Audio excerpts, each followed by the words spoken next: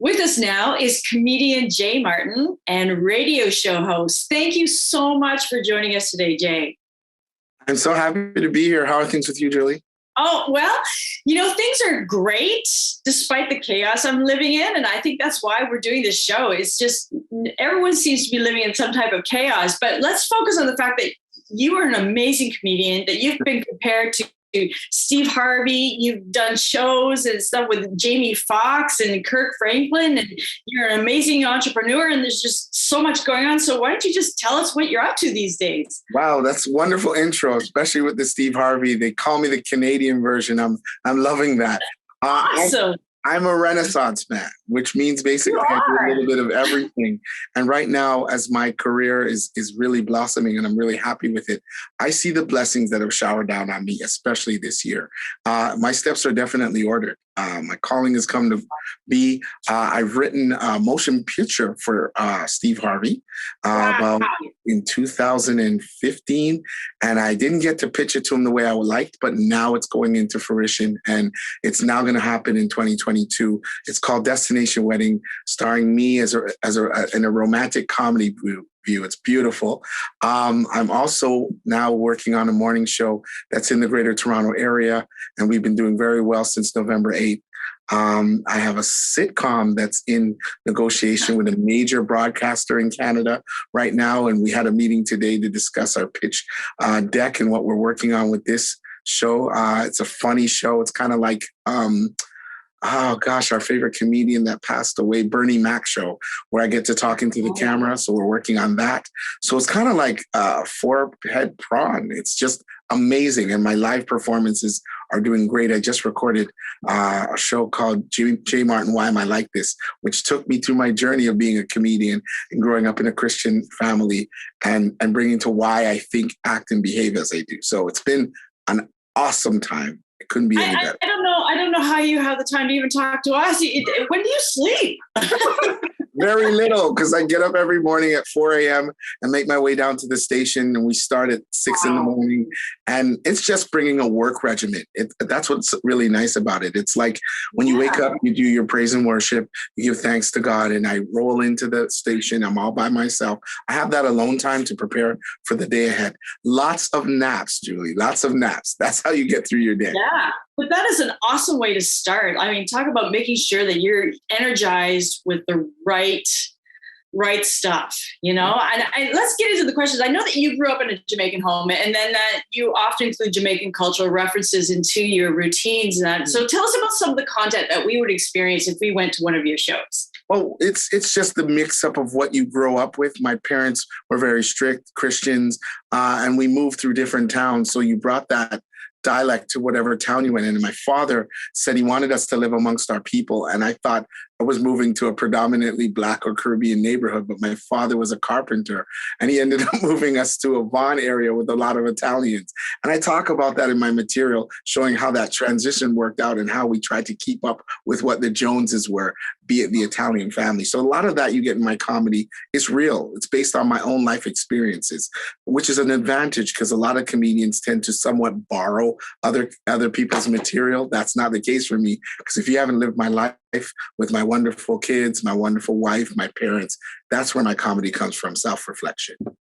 You can't beat personal experiences. I know some of the funniest things about myself is it's because it happened to me. So I think that's fabulous.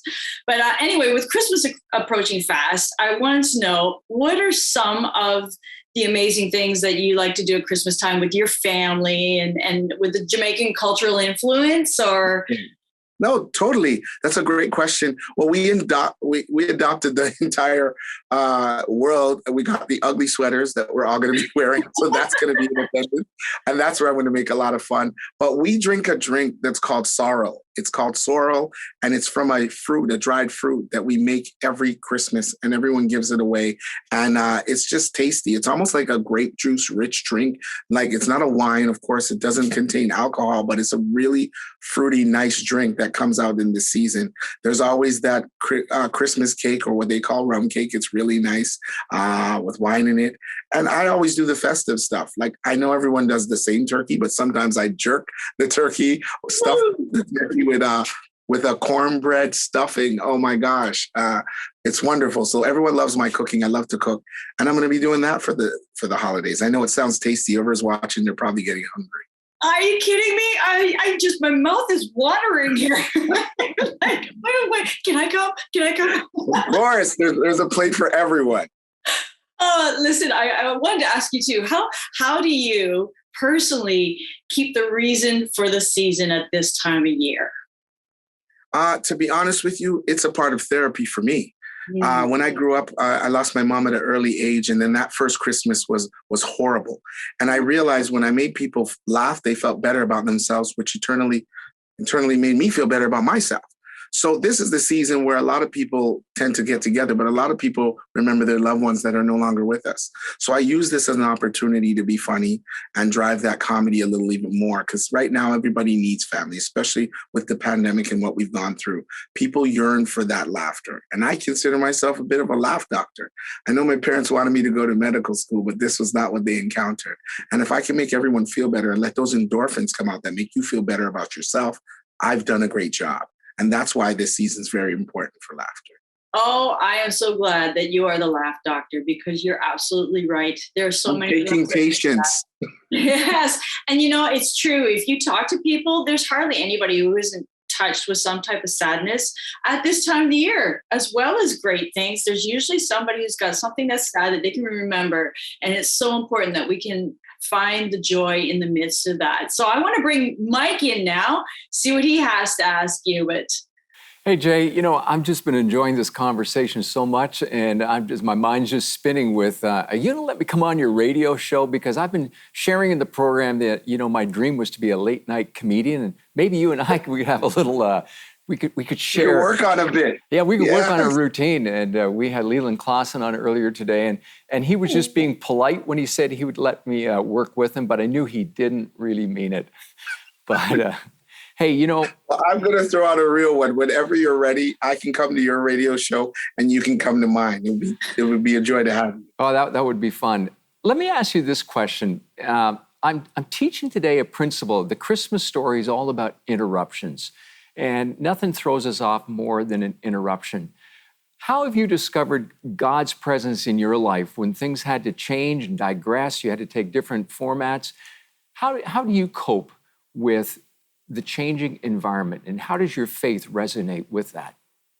You know what's good about your faith? It's when your time comes. And when I say that, I don't mean it when everyone hears about when your time comes, it's when you're gone. I use it for when timing works. As the projects I was telling you about, I put those projects forth years ago, but those are like seeds that are planted. And that's what the Bible tells you, to plant your seeds and they will reap when they sow, right? So now my life, for example, at the time when I wrote these scripts, I wasn't even physically ready. I was going through a lot of hip pain. And over this whole pandemic season, there was a time where the hospitals were filled, but the surgeons weren't filled because everyone was tending to COVID. Well, I took that opportunity to use my old hip to buy a new hip. You see what I did there? So faith is what you need to do to keep with the right times. And that's how I keep navigating through these difficult times. thank you so much, Jay. It's wonderful to have you on the show. We need so much laughter, and you provided the laugh doctor.